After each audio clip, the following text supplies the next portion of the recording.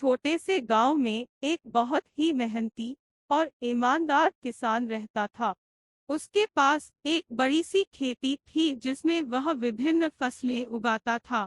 वह रोजाना किसानी के काम में लगा रहता था और उसकी खेती हमेशा खूबसूरत और हरा भरा दिखती थी।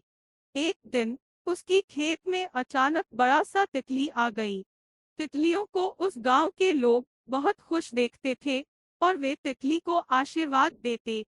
किसान भी उस तितली का देखभाल करने लगा। वह उसे खाने का सामान देता और उसके लिए एक छोटा सा फासले का पौधा रख देता था जिसमें वह नेकी से फसलें के लिए प्रयास कर सकती थी। तितली बहुत खुश थी और वह रोजाना उस खूबसूरत फासले को देखकर खिल उठती थी। वह खेत में इधर उधर घूमती और खुशियां मनाती रहती। धीरे धीरे दिन बीतते गए और फासले की ऊंचाई बढ़ती गई। तितली ने भी पूरी मेहनत और लगन से उसे बढ़ावा दिया।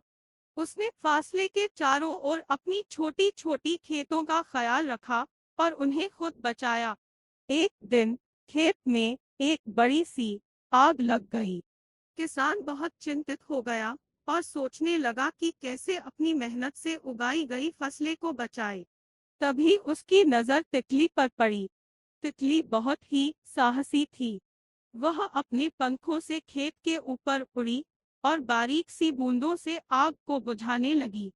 उसकी मेहनत से आग शीघ्र ही बुझ गई और सारी फसलें बच गईं।